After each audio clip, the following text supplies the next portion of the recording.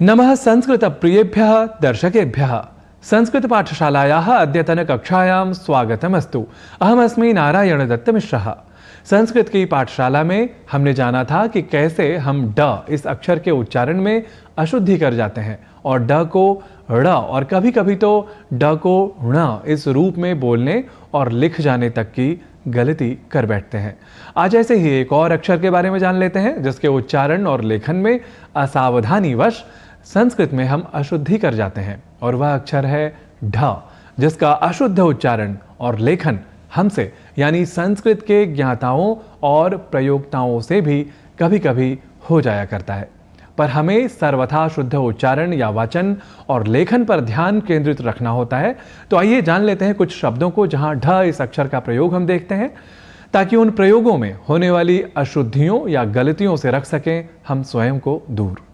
हम सभी एक शब्द विशेष का प्रयोग करते हैं, वह शब्द है दृढ़, जिसका विशेषण के रूप में तो हम खूब प्रयोग किया करते हैं, जैसे दृढ़ संकल्प, दृढ़ विश्वास, दृढ़ कथन। पर हम अक्सर कहते हैं दृढ़, दृढ़ संकल्प, दृढ़ विश्वास, दृढ़ कथन आदि आदि, यानी हम ढ इस अक्षर का उच्चारण ढ़ इस रूप में किया करते हैं और संस्कृत के संस्कृतत्व पर यानी जो लिखा है वही पढ़ा जाना चाहिए, इस सिद्धांत का हम अनुपालन नहीं कर पाते, क्योंकि हम हिंदी या अन्य प्रादेशिक भाषाओं के उच्चारण व लेखन का कर लेते हैं अनुकरण। और हमें यह जान लेना चाहिए कि दृढ़ यह शब्द मूलतः संस्कृत शब्द ही है, अतः इसका उच्चारण दृढ़ न होकर दृढ़ इस रूप में ही किया जाना चाहिए। ऐसे ही शब्द है रूढ़ या आरूढ़, जिसे हम बोल और लिख जाया करते हैं रूढ़ और आरूढ़ के रूप में।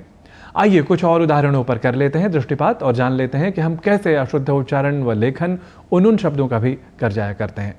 कुछ शब्द हैं मूढ़, विमूढ़ और किंग कर्तव्य विमूढ़। किंग कर्तव्य विमूढ़ अर्थात क्या करें क्या न करें इस विषय पर जब बुद्धि काम न करे, ऐसी दशा वाला मनुष्य। तो हम इन शब्दों के उच्चारण व लेखन इस तरह किया करते हैं, मूढ़, विमूढ़ और किंकर्तव्य विमूढ़। ऐसा ही एक और शब्द है संस्कृत की दृष्टि से विशेष, ऊढ़, अर्थात जिस लड़के का विवाह हो चुका हो। इसके उच्चारण में भी इसी ढ को ढ़ बोलने और लिखने की दुष्प्रवृत्ति हमें दिख जाती है, यानी ऊढ़ कहना हो तो हम बोल और लिख जाते हैं ऊढ़। और तो हमने जाना कि ऊढ़ इस शब्द का प्रयोग हमें नहीं है करना, क्योंकि यह है अशुद्ध। ऐसे ही एक शब्द है ऊढ़ा, अर्थात जिस लड़की का विवाह हो चुका हो, तो इस शब्द का उच्चारण भी ऊढ़ा नहीं करना है, यह रखें हम विशेष रूप से ध्यान। तो संस्कृत की कक्षा में, संस्कृत उच्चारण की कक्षा में आज के लिए इतना ही। हम अगले दिन पुनः उपस्थित होंगे आप सभी के समक्ष किसी और विषय को लेकर। तावत् अनुज्ञापयन्तु भवन्तः मां पुनरागमनाय। नमो नमः।